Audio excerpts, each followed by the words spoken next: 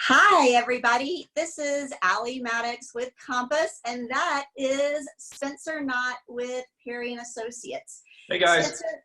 Spencer's one of my favorite closing attorneys in town, and I've known him for a few years.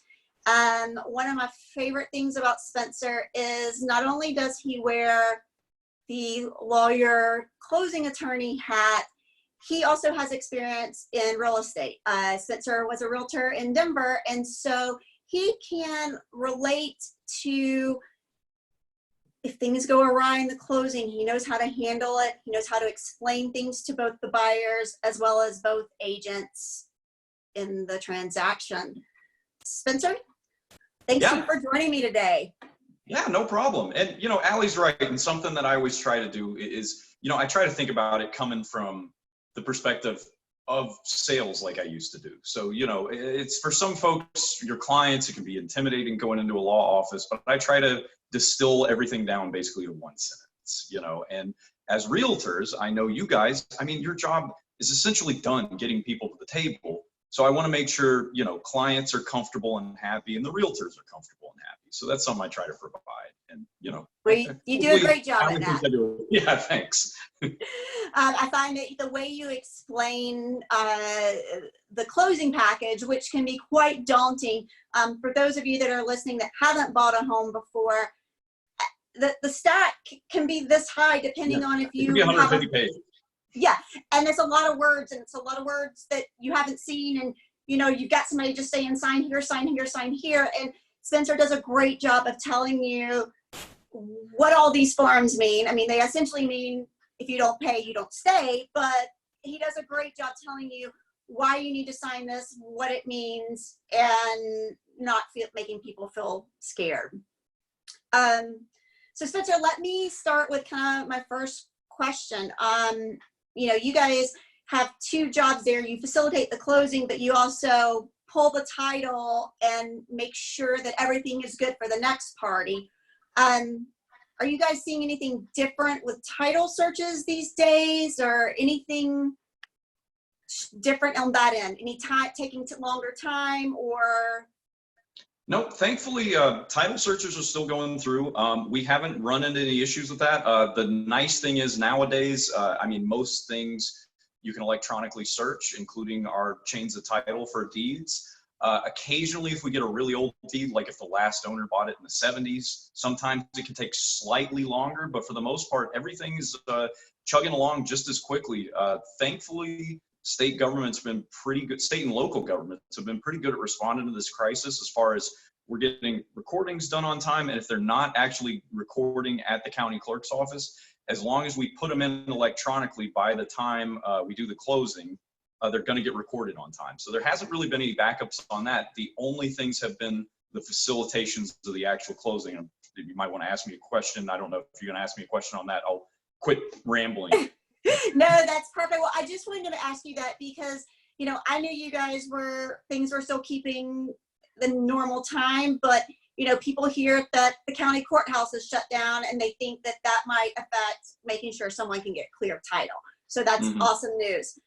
So yes, let's talk about the main thing I wanted to talk about with you today is, you know, traditional closings. It's the agent, the buyer, the agent, the seller, and you at a table. That's not how closings look right now. Tell me what closings look like at Perrie Associates. So right now we still do have the option to do physical closings, but if we do, we're encouraging agents to stay away, and basically anyone that's not directly involved with the closing, we're asking them to remain in their cars if they're there or at home. If they do come in physically, we're normally splitting the buyer and seller closings to two separate closings. I wear a mask, we have gloves, we're disinfecting the area, and we encourage, you know, buyers and sellers to come in with masks and gloves as well. I'm giving everyone a brand new pin, and you know, that's kind of how we're getting it done. We also offer two new things that, you know, just like everyone else, we're trying to adapt. We've been doing curbside closings where we are allowing you to come up in your car. We're bringing a little table outside in the parking lot, and next to you, I can hand you the stack of papers, and then we can get on a Zoom call and I can explain them to you one by one without us physically interacting.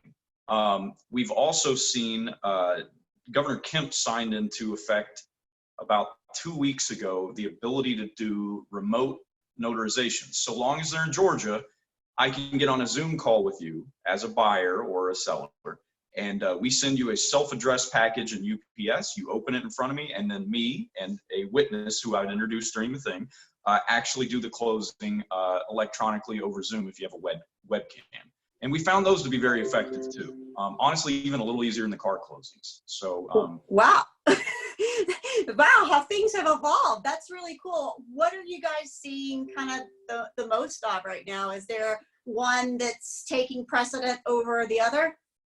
Definitely, I've seen refinances especially taking precedent for doing the Zoom closings. And then it's kind of a split just depending on the buyers and sellers for the full purchase and sales. But we can do all of them for any, but I've definitely seen the refinances kick up with doing the remote closings. And that makes sense because they've already bought the home before. It's not like a new transaction or just a first time transaction in general. So do you think, this is a total speculation question, but do you think that will be something that maybe continues down the road if we get back to normal? From what I understand right now, this is just a temporary order that they're allowing this. Georgia's still really old school and conservative with their laws. So we've been a physical presence state for a long time. I could maybe see some stuff shift just as they see how easy it is. But I think for the mid-range future, we're still going to see physical closings with attorneys' offices, just because Georgia likes us to actually be there. So sure, I think that it's was kind of my gut on it. That was my gut feeling, but I thought I'd ask you. Well, anything that you want to? Is there any question that you've heard a lot that a myth or anything about closings that you wanted to dispel or anything? I mean, just the fact that, listen to your agent. They're your kind of conductor of this whole thing. And there's a lot of moving parts, and just folks need to just understand that there's 3 parties involved. There's normally the lender, there's your agent, and there's title. I'm title. And if any of us need something, just make sure you get it to us early. And if you have an issue, just let us know, and we want to help. So, some folks, I think they get scared to ask questions, and, we're here to help guide you. So, just know that you can ask. It's okay. That's great advice. That is great advice.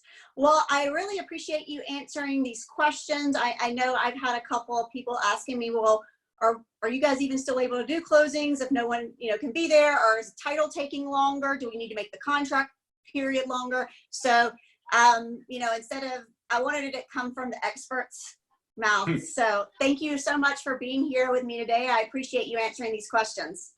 Yeah, absolutely. Thanks for having me, Alli. And I'll see you at the closing. Sounds great. Thank you.